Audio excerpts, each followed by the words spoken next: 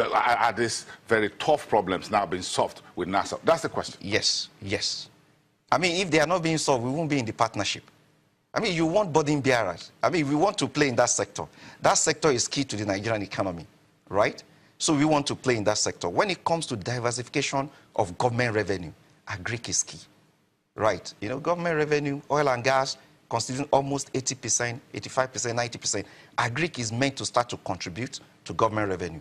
Agric cannot contribute to government revenue if we don't fund it. How do you finance it? We don't want to go and finance it and lose our shirt. So if you see somebody who can bear the risk, some people can underwrite risk, but they don't understand the risk.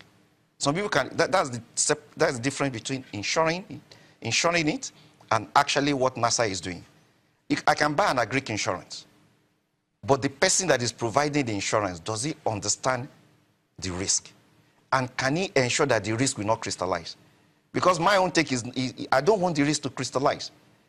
Because if the risk will crystallize, it leaves a sour taste, even though I'm collecting 75%. But somebody is going to ask you, my risk guys will ask you, oh boy, you can't continue to lend to this sector if at the end of the day, the risk will crystallize. So we don't want the risk to crystallize, even though there is a guarantee. So NIRSAL will ensure that the risk does not crystallize. So fine, in spite of everything, if it does, we don't lose our shirt.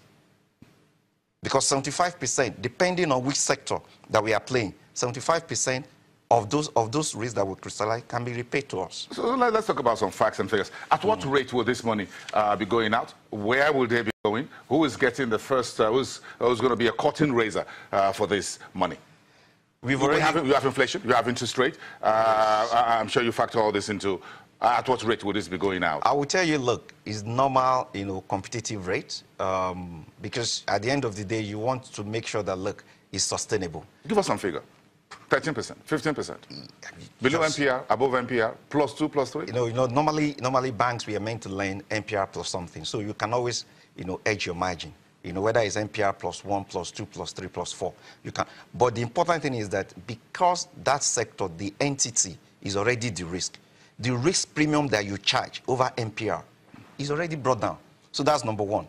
So you have to make it commercially viable, right, even for us. But number two is that the borrower, haven't performed very well, can actually get interest drawback of close to about 40%.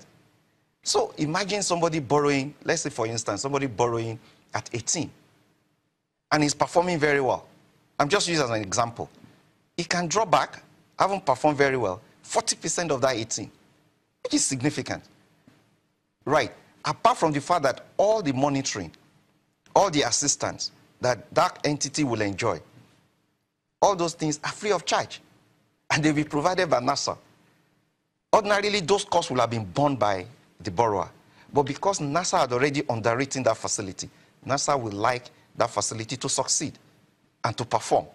So they will give assistance, give logistics, ensure that fertilizers, seedlings, all those inputs that are relevant are provided. Even marketing of the products, linking the producer to manufacturers. What's the size here for applicants? What's the size of the loan? Could it be up to $1 billion or?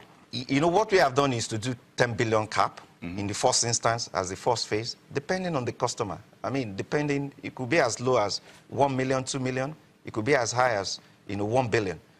So anyone who wants $1 million, for example, to do a fish farm or an existing fish farm can approach STanbic Bank, STanbic IBTC? Yes, please. Because that's most of the question I'm going to ask. When is the money available? Today? He's available. We've signed. He's already. So if anyone knocks on the door of STanbic Bank, even though you're here, he gets the loan? We check you. I mean, we check you out and all those things. What we did on Friday was the ceremony. But it's already been approved. Okay.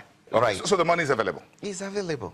Okay, that's interesting. Now, aside this NIRSAL, would you still be lending to agriculture, or you want to put the entire STanbic IBTC Bank agri loans under this product?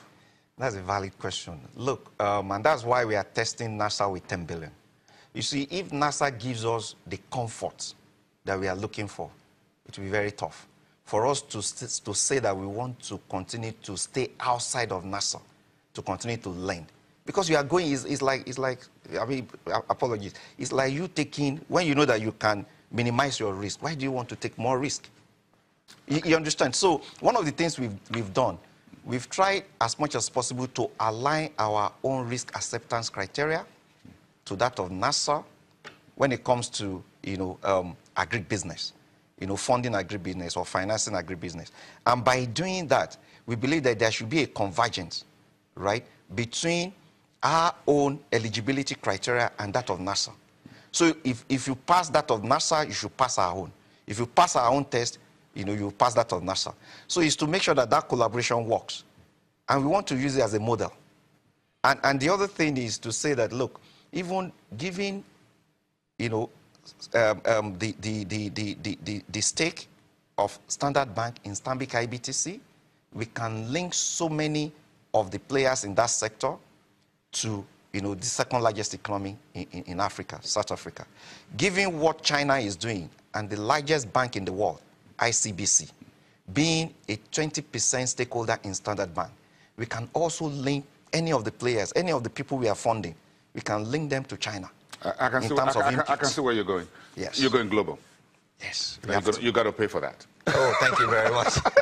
Thank you very much, You're Dr. Demola Ashogunle, who is the Managing Director and Chief Executive Officer at STanbic IBTC Bank. Okay, well, that's the agricultural conversation, but of course, we're still in the world of finance. We'll be back in about 2 minutes. Let's move this conversation to Abuja a little bit. Bismarck Rewani from Financial Derivatives Company sitting down here with us.